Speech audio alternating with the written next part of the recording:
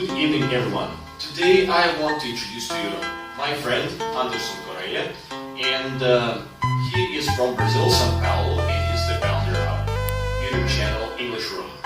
Tonight we're going to talk about language learning methods and the ways to acquire a foreign language in a very rapid and simple way. Hey everyone, how are you? Thank you for inviting me to be here. It's a pleasure to be at your channel, and let's go, let's do it. Okay, so my first question to you is, what was your first foreign language you learned? And actually, tell me a story about it. I've learned only English so far. I'd like to learn a little bit of Italian, but I'm still in the process. I learned it by going to the USA. I stayed there for 1 month. But it was a very intense month. I had many friends from Europe and I avoided Brazilians the most I could. And also I studied in an English school there. I don't know if you ever heard about Kaplan. It's a very intensive course. I took 4 hours a day of studying, plus 2 or 3 hours of homework. So it was very intense and parties every day. Interesting. So initially you spent 1 month and you went back, returned from United States, and you already felt like fluent in English. If you don't make additional efforts, it doesn't work that fast within 1 month, for example.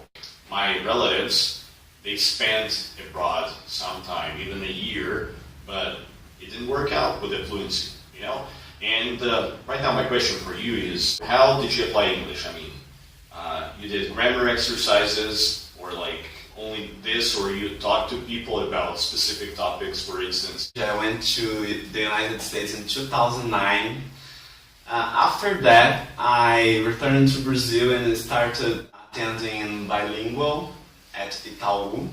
And after that, I started giving classes. The 1 month was enough for me to be confident to attend in English, but the classes really made a difference. Now let's go into details.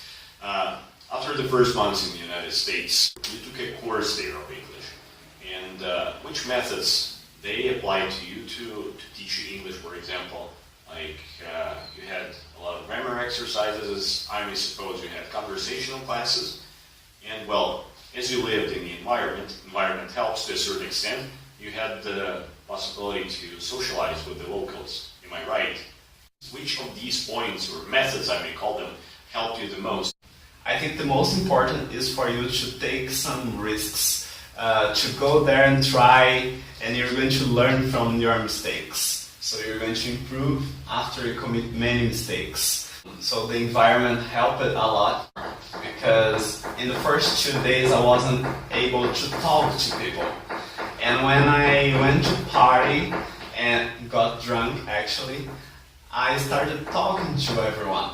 Yeah, so consuming alcohol helps to relax. Yes. I mean, what I may understand from this, to learn language faster, you should be relaxed. Yeah, and you should take some risks, because what I realized is, when I was sober, I didn't take any risk. I was, oh my gosh, someone's gonna evaluate my English and they're going to think I suck. Not my English, I suck because I don't speak. So I didn't speak at all. What I understand from your story is first is to relax as a conclusion, and second is not to be afraid to make mistakes. Yes. Right. In the next day when I woke up, I of course had a little hangover, but also I had an inspirational moment, because I said, okay, yesterday I was drunk and I was talking, so I know the English. I just have to put this in practice. So I said to myself, okay, from now on I'm going to take some risks. And in the third day, actually in the fourth day, I went to the English school for my first day, and it was going to be the leveling exam. And when they leveled me, I received the status of high intermediate. Cool. So I was basic, and I made this exam here. I was going to be the Get Started 2. It's like the basic 2 of the course. And after these 3 days, I was already high intermediate. So I think the most important is this. You get rid of your fears and you try to interact the better you can, even if you don't have all the resource, even if you don't have the proper vocabulary. Let's say you don't know how to say a word, you try to circle this. You don't know how to say hate, you say, oh, I feel the opposite of love. So if you start making these adaptations, you're gonna sound much more fluent and you're gonna get much better with your English. And also, you're gonna get the most important of a language, which is communication. What I understood from your story right now is that like core method for you is communication. To communicate a lot every day, like with most people possible, and with a lot of people, and yeah, never stop to communicate and go. Like less books, less stuff, like less formal stuff, more communication. Did I get you correct in this regard? I think the communication is the goal, not the method. Communication is very important, but not only communication. I think the important is you to be immersed in the English. So for example, here in Brazil I give classes, and to my students I always recommend, go to meetups, go talk to someone in WhatsApp. I also have a group in the WhatsApp where people can communicate in English. So I think the point here is be immersed in the language. If you are all the time thinking in English, it's inevitable. When someone talks to you in English, you're going to start thinking in English. If you're all the time thinking only in Portuguese, you're not used to thinking in English. So when someone talks to you in English, the first thing you do is translation. Yeah. You translate to Portuguese. The time you get to translate to Portuguese, you lost all the flow of the communication. So you don't know what the person is talking to you anymore because you are still stuck in the first word the person said. If you are all the time listening to songs, watching TV shows, you are talking to people on WhatsApp or even face-to-face, you're trained. Okay. Don't you agree it's a bit stressful to get a complete exposure? Yeah, it's totally stressful.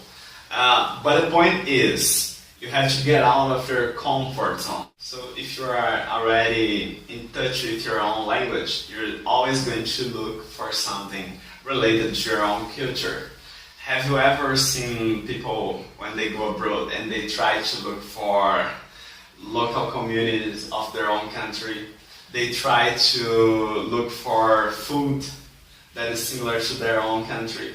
Why do you even travel to a different country if you're going to look for your own country inside the other country? So you need to really be exposed to the different culture, to the different language, to the different everything, and then you're gonna learn for real the language. And yes, it's stressful in the beginning, but it's also very, very rewarding because you're gonna get to know a lot of new people. You're gonna expand your mind. You're gonna improve a lot your perception of the reality. And this is the point. Get stressed, but get rewarded. And you're gonna learn much faster than someone who goes in the comfort zone step by step. The person studies 10 minutes a day, watch a video, and says, oh yeah, I'm studying a new language.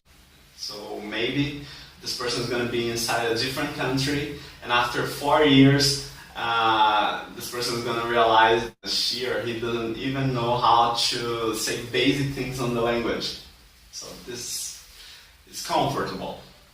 Yeah, it's not rewarding. I understand your point of view, and in Ukraine, I had a friend who was a business coach, and he's been telling, he used to tell one phrase: if you want to learn a foreign language really fast, you should go to the country where this language is spoken and stay there several months without money and without your cell phone. That's it.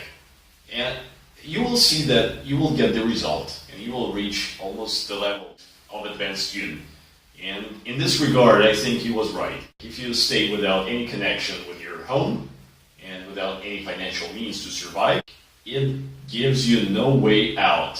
And, well, you progress. Now, a little bit change of the topic. You told me that you started giving classes. How come you decided to become an English teacher?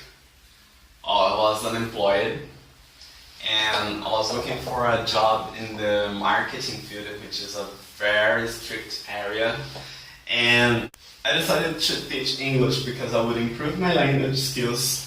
I would get ready for job interviews because they were all in English.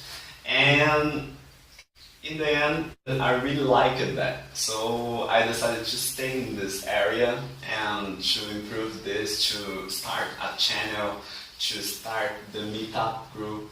This is basically what I was looking for when I was trying to find a job. I was trying to find a job where I would work with business model. And I also feel very passionate because the interaction with my students is very positive. It's much better than I would have in a working environment. I can help people develop their own skills, and I can also do what I like when I want to do it. I feel very comfortable and happy with this. Cool. Another question is, after some time you taught your students, for instance, did your methods or did your principles of teaching, did they change or not? Okay, when I was a teacher at WhatsApp, it's an English school here in Brazil. We had the formal methodology and we had to follow this path. So they give even the pictures in the class. So let's say, now it's a group work. It's written in the teacher guide, group work. Now it's a pair work in the teacher's guide. Role play in the teacher's guide. Even the jokes are in the teacher's guide. So you may say, but then you didn't learn anything from there. Of course I did. I learned how to teach because actually many of these ideas they were given were great ideas. And I said, maybe I can include this in my own way of teaching. So at this point, I'm very grateful for you to give an interview, to share interesting information about your experiences, about your methods, about your life story of becoming a teacher from your interest in English. What I would like to mention too, that Anderson has a YouTube channel called English Room, and we met at the meetup of his channel, and it was really cool event, and I enjoyed it really because there were people getting together and talking, trying to practice English and Portuguese. And could you tell me more about your channel? In my channel, actually, we are trying to give a path for people who are trying to learn a new language. The name is the English Room, so of course it's much more focused in the English for Brazilians. But we're going to give rules of thumb that you can use to any language. Visit there's the English Room. Thank you for inviting me to be here. Yeah, up to the next time. Bye.